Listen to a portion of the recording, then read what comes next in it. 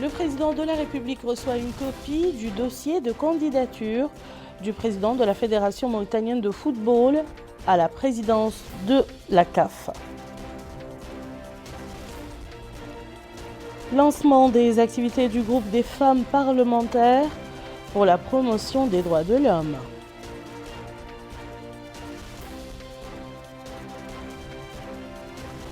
Et dans ce journal, nous verrons si les Mauritaniens adoptent les mesures barrières pour freiner la propagation du coronavirus.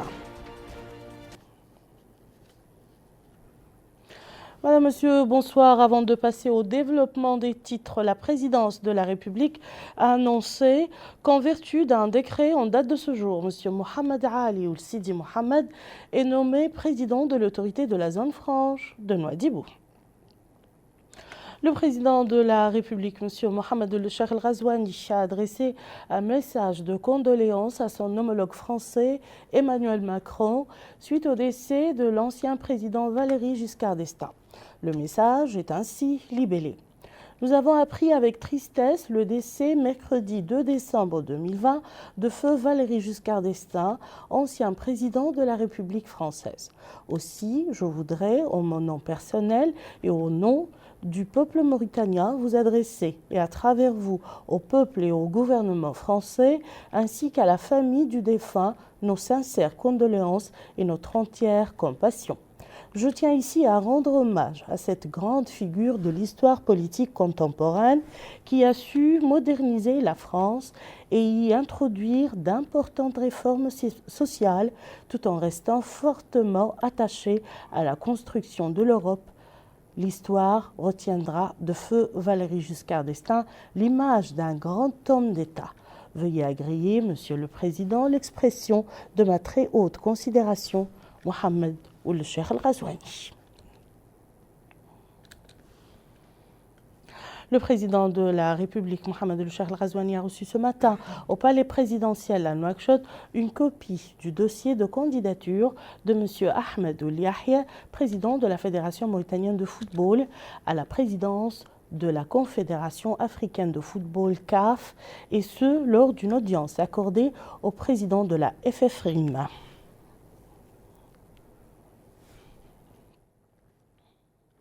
Et à sa sortie d'audience, le président de la Fédération mauritanienne de football a fait la déclaration suivante. J'ai eu l'honneur d'être ici aujourd'hui en audience par son Excellence le président de la République, Mohamed El-Cheikh El-Ghazouani. J'ai eu à lui présenter ma candidature, le dossier de ma candidature pour la présidence de la CAF, le programme et les objectifs que j'ai pour développer le football africain. À son tour, son Excellence m'a apporté tout son soutien et aussi il m'a apporté des orientations et des conseils en vue de la réussite de cette élection et de ce projet. Et c'est l'occasion pour moi de remercier son Excellence. Il m'a aussi exprimé le soutien du gouvernement et du peuple mauritanien pour cette élection, le soutien total. Et c'est l'occasion pour moi pour lui exprimer toute ma gratitude pour ce soutien affiché et matérialisé. Je vous remercie. Activité parlementaire dans ce journal, comme annoncé dans les titres, l'Assemblée nationale a accueilli aujourd'hui le lancement des activités du groupe des femmes parlementaires pour la promotion des droits de l'homme. Mohamed El-Khattat. L'Assemblée nationale a abrité aujourd'hui une cérémonie de lancement des activités du groupe des femmes parlementaires pour la promotion des droits de l'homme. Un groupe qui vise à suivre les lois et leur application en vue de préserver les acquis en matière de droits de l'homme et à combler les insuffisances nées de certains comportements sociaux. Le vice-président de l'Assemblée nationale, Mohamed El-Mokhtar Sidi Talib Nave, a indiqué à cette occasion que la création de ce groupe parlementaire traduit la prise de conscience des pouvoirs publics de la responsabilité qui leur incombe de promouvoir les droits de l'homme, sachant que notre Constitution a consacré dans son préambule les droits de l'homme conformément aux conventions et accords internationaux qu'il a ratifiés. En tant que législateur, dit-il, il nous revient de protéger ces droits qui sont légitimes et s'imposent à tout un chacun, ne serait-ce que parce qu'il est un être humain. quelle que soit son origine, sa langue ou son appartenance ethnique. De même qu'il nous revient, en tant que législateurs, de contrôler et suivre l'exécution des politiques arrêtées en la matière par le gouvernement. D'où l'importance de la création de ce groupe de femmes parlementaires dont nous espérons qu'il remplisse son rôle et renforce les droits de l'homme. Le groupe des femmes parlementaires a quant à lui appelé à la défense des droits de l'homme pour toutes les catégories de la société et ne se limite pas seulement à défendre les victimes d'injustice. Le travail des enfants et autres sont des tares de la société que le groupe parlementaire appelle à bannir pour que l'être humain vive dans la dignité et le respect. Parlant au nom de ce groupe parlementaire, la députée Zainabou Abdul Samba dira que malgré les multiples avancées réalisées dans le domaine des droits de l'homme les décennies écoulées, notre pays aspire à davantage de réalisations, surtout en matière d'application des lois et de redynamisation des instruments. Nous espérons, dit-elle, avec la création de ce groupe, multiplier les actions de sensibilisation au niveau des parlementaires quant à leurs responsabilités en vue de combler les insuffisances et combattre les tares encore ancrées du fait de certains comportements sociétaux. C'est dire que ce groupe de femmes parlementaires vient renforcer la ligne de défense des droits de l'homme pour mieux asseoir l'état de droit et des institutions. Autre activité parlementaire, la Commission des finances de l'Assemblée nationale a consacré une réunion qu'elle a tenue aujourd'hui sous la présidence du député Omar Abdoulaye Sow, son président, à la discussion du budget de la présidence de la République dans le cadre du projet de la loi de finances initiale pour l'année 2021. Au cours de cette réunion, la Commission a suivi un exposé présenté par le ministre des Finances, M. Mohamed Emin El Dhahbi, dans lequel il s'est appesanti sur les principaux axes et rubriques de ce budget. Dans ce projet de loi de finances initiale 2021, le budget de la présidence de la République se chiffre à la somme de 333 102 377 ouguiyas. Par la même occasion, le ministre a présenté un autre exposé relatif au budget du ministère secrétariat général de la présidence de la République qui a atteint 4 81 692 951 ouguiyas dans le budget de la délégation générale de la solidarité nationale et de la lutte contre l'exclusion Ta'azur qui est de 3 997 463 441 ouguiyas. Au cours de cette réunion, le délégué général de Ta'azur a passé en revue les projets de développement que la délégation va exécuter l'année prochaine dans le cadre de ce projet de la loi de finances 2021. Et nous restons sur les activités du Parlement pour parler de la réunion aujourd'hui de la Commission des finances de l'Assemblée nationale qui s'est réunie hier sous la présidence de M. Omar Abdoulaye Sow à la discussion du projet du budget du ministère de la Défense nationale dans le cadre du projet de loi des finances de l'année 2021. La Commission a suivi au cours de la réunion un exposé du ministre de la Défense nationale, M. Hanan Al-Sidi, qui détaille les différents volets du budget du département.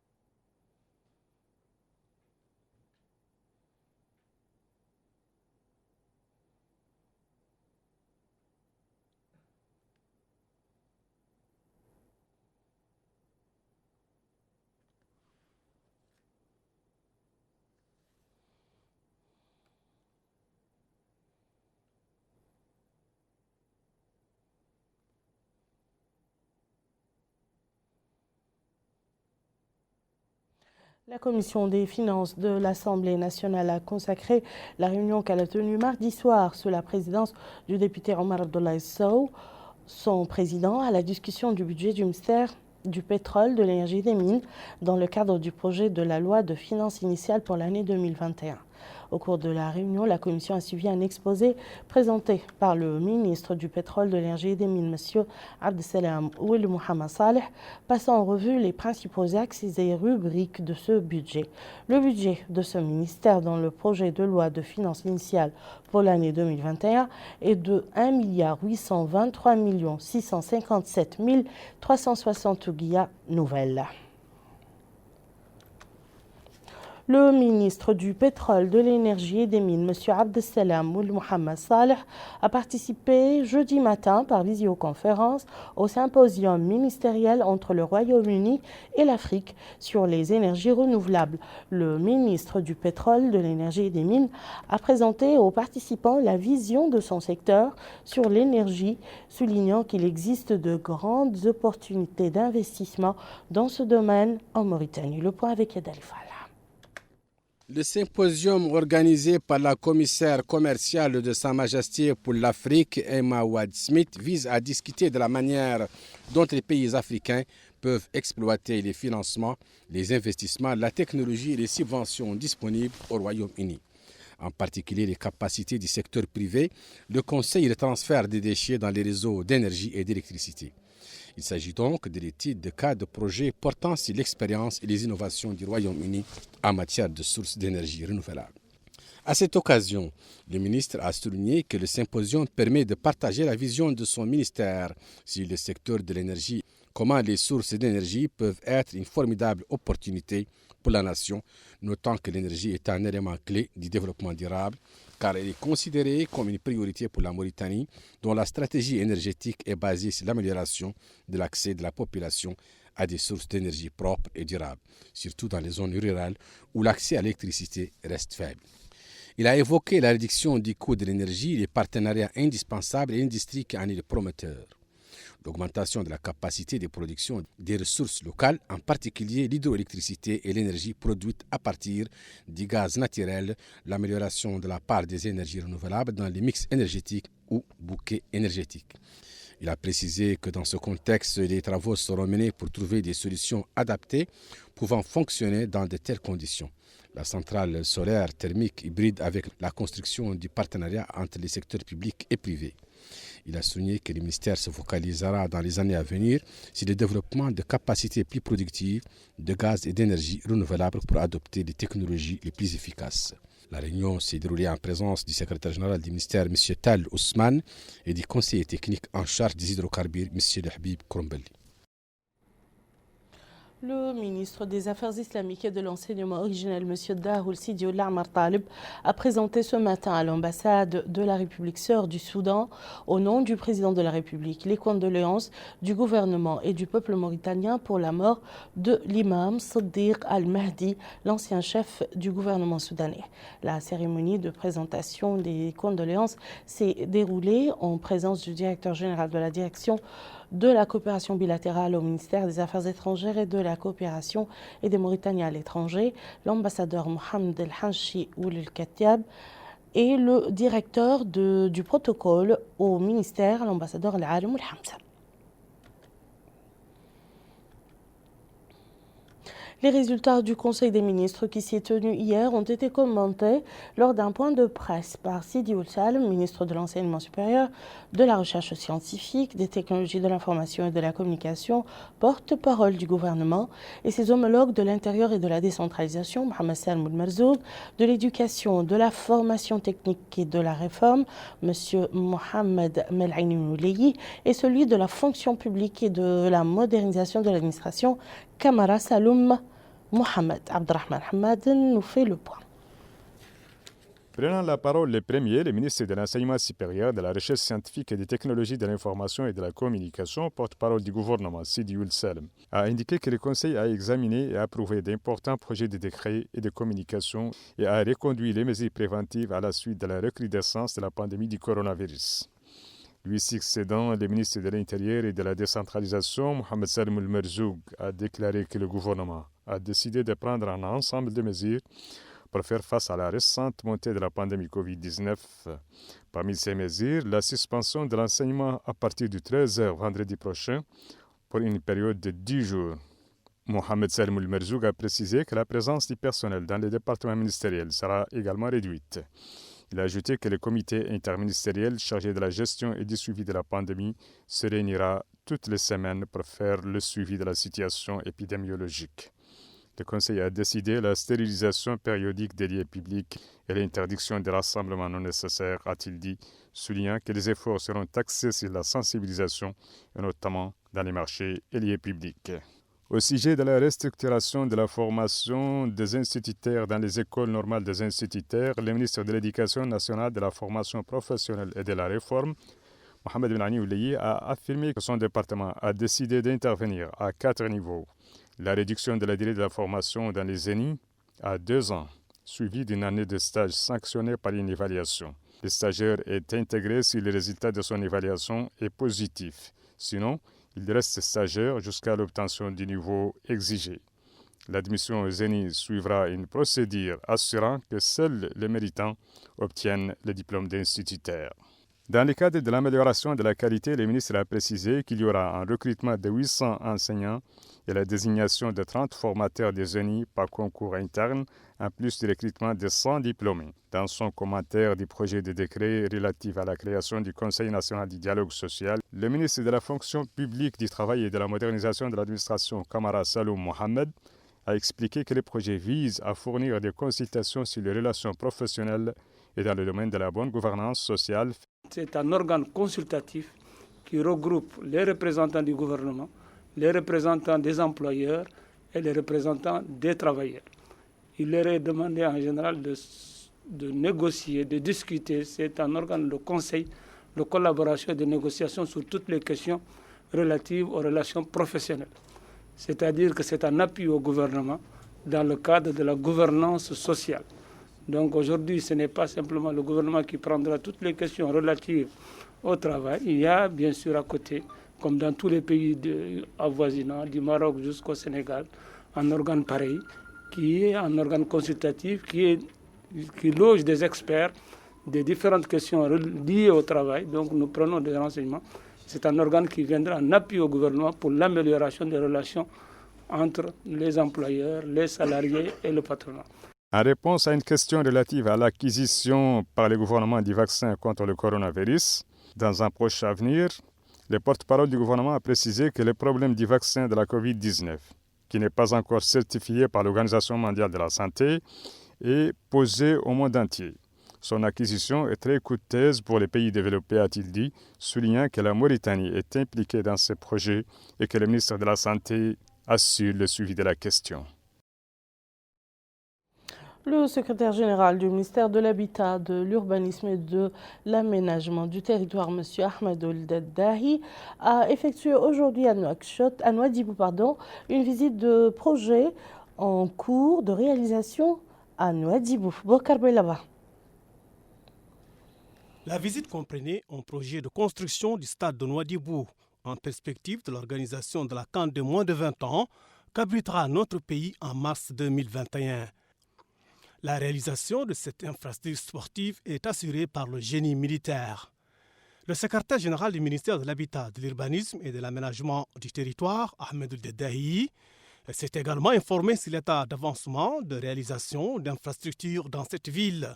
Il s'agit du projet de construction d'un siège pour le conseil régional d'un lycée d'excellence de 8 salles de classe. À cela s'ajoute la réhabilitation du collège du quartier Madrid, la construction d'une école au secteur 5 de Tarhil et le siège de l'Institut supérieur technique des langues et de l'interprétariat. Au terme de cette série de visites, le secrétaire général a déclaré que l'objectif de cette visite est de s'informer de visu sur l'état d'avancement des travaux et évaluer le niveau de respect des délais fixés dans les cahiers de charges, insistant sur l'importance des spécificités techniques requises dans la mise en œuvre des projets. Il a indiqué que tous ces projets auront des retombées positives dans le développement de notre capital économique. A noter que le secrétaire général du ministère de l'Habitat, de l'Urbanisme et de l'Aménagement du territoire était accompagné lors de cette visite par le wali de Dakhlet Nouadhibou, le maire adjoint de la commune de Nouadhibou ainsi que d'autres autorités administratives et sécuritaires de la wilaya. Nous allons à présent suivre le point de presse quotidien du ministère de la Santé relatif à la dernière situation de la pandémie de Covid-19 dans notre pays durant ces dernières 24 heures. Mesdames et messieurs, voici la situation épidémiologique durant les dernières heures. Nous avons enregistré 142 nouveaux cas, dont 28 cas parmi les contacts, 114 cas communautaires, 0 cas importés. Nous avons aussi enregistré 5 nouvelles guérisons et malheureusement 2 décès.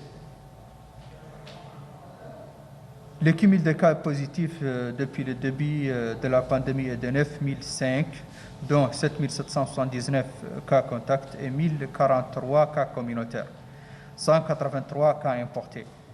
Le cumul de guérison est de 7785 et malheureusement le cumul de décès est de 181.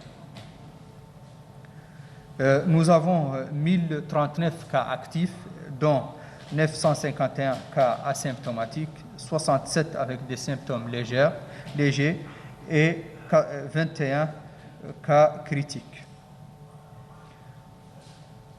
Les cas enregistrés durant les dernières 24 heures sont un nouveau cas à Nema, 2 à Timbedra, 7 à Lioun, 18 au Ksar, 2 à Sabha, 57 nouveaux cas ont été enregistrés à Tefraq Zeyna, 7 à Dar Naïm, 12 à Tayert, 6 à Toujounin, 21 nouveaux cas à Arafat, 5 à El Mina et 4 à Riyad.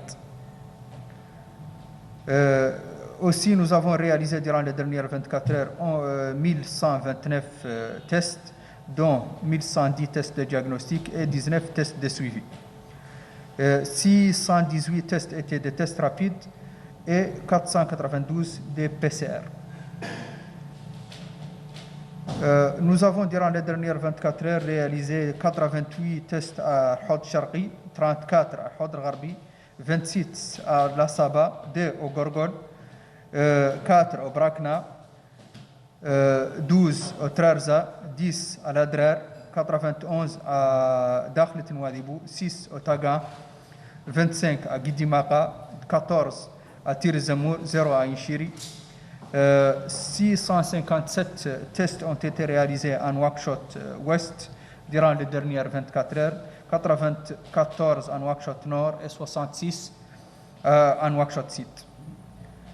Le cumul de tests effectués réalisés depuis le début de la pandémie est de 106 996, dont 90 686 tests de diagnostic et 16 310 tests de suivi.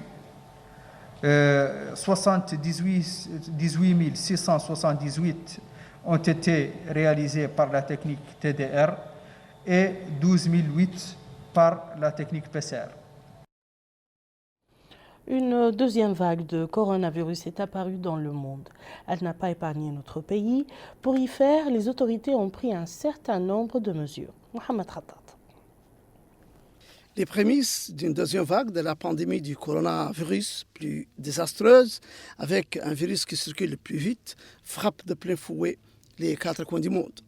Un rebond du Covid-19 bien plus éparpillé, avec une contamination qui s'est accélérée, oblige bien des nations à se reconfiner et à changer ses habitudes. Pour ces citoyens, la Mauritanie n'est pas en reste et nous vivons cette deuxième vague qui exige de nous de veiller aux gestes barrières et à prendre au sérieux les mesures de précaution, maintenant plus que jamais, car le traitement est encore loin d'être à notre portée, même s'il est très attendu. Il est vrai que la seconde vague de la pandémie ne nous a pas épargné, le nombre de contaminations augmentant ces derniers jours, ce qui a conduit les pouvoirs publics à sonner les cloches de l'alerte et à prendre la décision de reconduction des mesures préventives en suspendant pour 10 jours l'enseignement au niveau des écoles et des universités, à multiplier les campagnes de sensibilisation des populations, notamment dans les marchés, à stériliser périodiquement les lieux publics, à interdire les rassemblements non nécessaires, à réduire le nombre de personnes travaillant dans les administrations publiques, à limiter les rencontres physiques et à privilégier les visioconférences et les échanges téléphoniques. Pourtant, dans certains hôpitaux, sur certaines rues et avenues, et surtout dans les marchés, la peur de cette deuxième vague semble reportée pour plus tard. La négligence dans les gestes barrières est frappante, comme si la pandémie était bien loin derrière nous. Quant aux recommandations des pouvoirs publics pour se prémunir contre le coronavirus, c'est comme si de rien n'était. Les populations privilégiant se fondre dans les masses pour faire leurs achats sans porter de masque ni respecter la distanciation sociale. Cette citoyenne appelle à soutenir les pouvoirs publics en prenant les mesures de prévention qui s'imposent pour éviter d'amener les pouvoirs publics à prendre des mesures encore plus draconiennes. Et malgré la réussite de notre pays dans la gestion de la première vague de la pandémie et les expériences acquises en faisant face à celle-ci par notre système sanitaire au cours de la période écoulée, il serait plus judicieux, devant ce rebond, de veiller au respect des mesures préventives préconisées par les pouvoirs publics pour préserver la santé des populations. Le respect des mesures barrières est-il respecté par les citoyens dans leur vie quotidienne? El Haj Abdallah Eddine nous apporte les éléments de réponse. Au niveau des stations de transport urbain et dans les grands carrefours de la ville de Nouakchott, règne une scène multifacette, composée d'embouteillages, d'encombrements et de négligence des mesures préventives contre la pandémie de la Covid-19. Dans ces points de transport, on retrouve des citoyens venant des différents muqata'a qui s'arc-boutent dans ces moyens de transport surbondés. Aucune mesure de précaution est respectée, ni port de masque, ni distanciation physique. Des conducteurs de taxi, des passagers et des passants qui ne redoutent apparemment pas d'être contaminés par cette nouvelle vague de coronavirus, malgré les multiples mesures préventives lancées par le ministère de la Santé et ses nombreuses campagnes de sensibilisation. Ce chauffeur de taxi justifie l'encombrement par la cherté du carburant, une réalité qui le pousse à transporter 6 passagers au lieu de 4. Des citoyens espèrent que le pouvoir public change cette situation d'encombrement régnant dans les transports urbains. D'autres citoyens considèrent que le laxisme de certains constaté à la seconde vague de contagion peut mettre la santé de population en danger et risque d'aggraver la situation sanitaire. Un panorama sur la situation des stations de transport urbain montre sans trop de soucis l'ampleur du manque de respect des mesures de précaution recommandées par les autorités compétentes.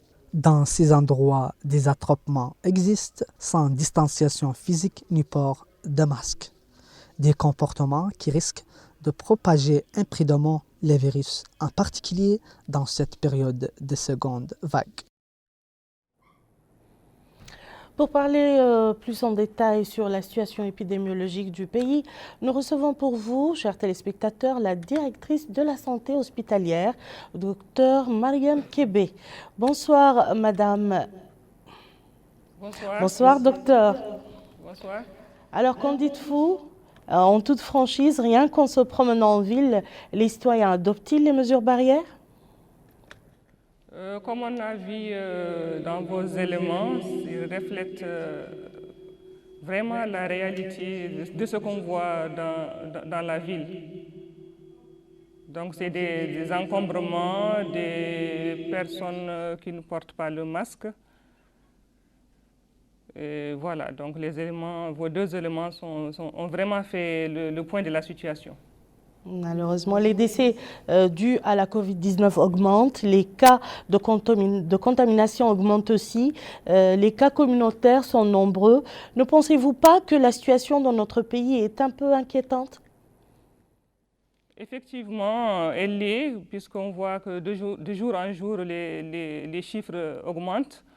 Et nous allons appeler à la vigilance de tous les citoyens de respecter les mesures barrières édictées par le gouvernement et par le ministère de la Santé, à savoir le lavage fréquent des mains, le port de masques dans les lieux publics et la distanciation physique, donc les mesures barrières essentielles pour limiter la propagation du virus.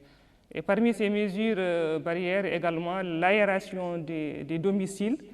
C'est vrai qu'on est en période de fraîcheur, mais ça limite aussi la circulation du virus dans les domiciles. La fermeture des classes et la limitation des regroupements suffisent-elles comme mesure pour freiner cette pandémie? Ça aidera à limiter la pandémie, mais comme vous savez, il y a d'autres mesures, notamment dans les structures sanitaires, dans les hôpitaux, où on sait que le virus circule à grande vitesse. Donc c'est toujours appelé à ces mesures barrières. Donc actuellement, il est conseillé, il est même interdit de rentrer dans un hôpital sans masque, de se laver fréquemment les mains. Dans les hôpitaux, il faut éviter aussi de s'attrouper. Donc dans les salles d'attente, il faut respecter cette distanciation toujours. Et pour les patients hospitalisés, donc nous on a l'habitude que quand on est un malade, c'est toute la famille, toutes les connaissances qui viennent rendre visite. Donc ce qui est conseillé actuellement, c'est que pour les malades hospitalisés, il y ait un seul accompagnant fixe qui va rester pendant toute la durée d'hospitalisation, d'éviter que les gens se relayent dans les hôpitaux au risque de multiplier la propagation.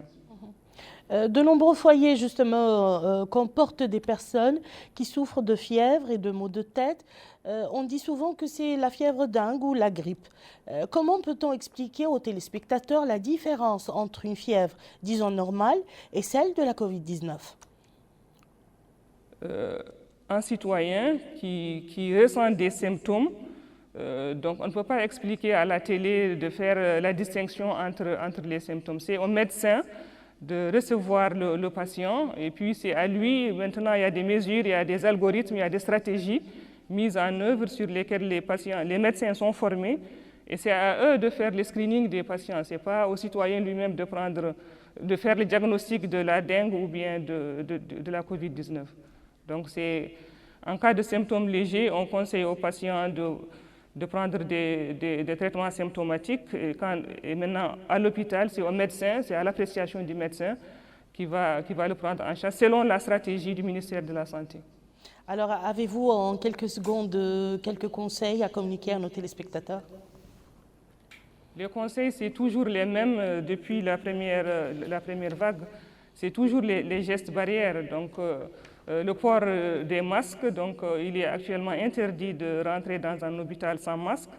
Le lavage fréquent des mains et l'utilisation du gel hydroalcoolique, d'éviter les attroupements, d'éviter de fréquenter à outrance les structures sanitaires. Quand on n'a pas besoin de s'y rendre, ce n'est pas la peine. Et surtout pour les accompagnants, de les limiter au maximum, de limiter les visites aux hôpitaux. Donc, grosso modo, ça va être ça. Docteur Mariam Kébé, directrice de la santé hospitalière, merci beaucoup d'avoir répondu à nos questions. Merci et bonne soirée. Au Brakna, dans la Muqata'a de Bogué, les populations locales ont assisté à l'inauguration de l'antenne de l'Agence nationale pour la promotion de l'emploi des jeunes dans la ville. L'inauguration de cette antenne s'inscrit dans le cadre des activités commémoratives du 60e anniversaire de la Fête nationale de l'indépendance. La ville de Bogué dispose d'une nouvelle agence de promotion de l'emploi des jeunes, ANAPEJ. L'objectif de la structure est de promouvoir l'esprit d'entreprise des jeunes et faciliter l'accès des demandeurs aux opportunités d'emploi. La cérémonie d'inauguration a été supervisée par le conseil d'Iwali d'Ibrakna ainsi que d'autres autorités. À cette occasion, le maire de Bogué, Ba Adama Moussa, s'est réjoui du choix de la commune d'abriter cette nouvelle agence qui permettra aux jeunes d'être accompagnés dans l'identification des opportunités d'emploi. Autre intervention, c'est celle faite par le directeur général de l'Agence nationale pour la promotion de l'emploi des jeunes, Baytullah Ahmed Souad, qui a indiqué que cette agence locale constituera le premier véritable point de contact du pôle public pour l'emploi avec toutes les localités avoisinantes. Il a précisé que cette agence implantée à Bogué permettra d'exploiter l'énorme potentiel de l'économie rurale pour créer des opportunités d'emploi. L'inauguration de cette agence résulte d'un partenariat entre l'Agence pour l'emploi des jeunes et le programme de transformation agricole en Mauritanie qui a été lancé par le gouvernement mauritanien en coopération avec la Banque africaine de développement. Le wali du Guidjimara, M. Tayyib Mohamed Mahmoud, a supervisé aujourd'hui la pose de la première pierre du bâtiment de l'arrondissement de Taïchout qui relève de la Mourata'a de Seyli Babi. Le bâtiment se compose d'un bureau, d'une salle d'attente et d'une résidence pour l'équipe de la sécurité. Le wali a affirmé que la construction de ce bâtiment s'inscrit dans les programmes et plans du département de l'Intérieur et de la décentralisation pour rapprocher les services du citoyen et améliorer les infrastructures de l'administration en construisant des bâtiments publics dans un style moderne et fonctionnel.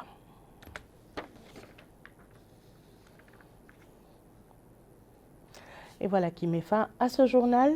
Tout de suite, le rappel des titres.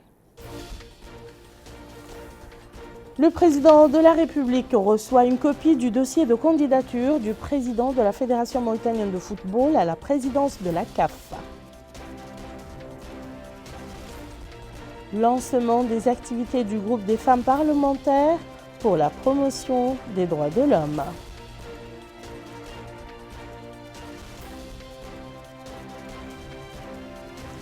Et nous avons vu dans ce journal le comportement des Mauritaniens pour freiner le coronavirus.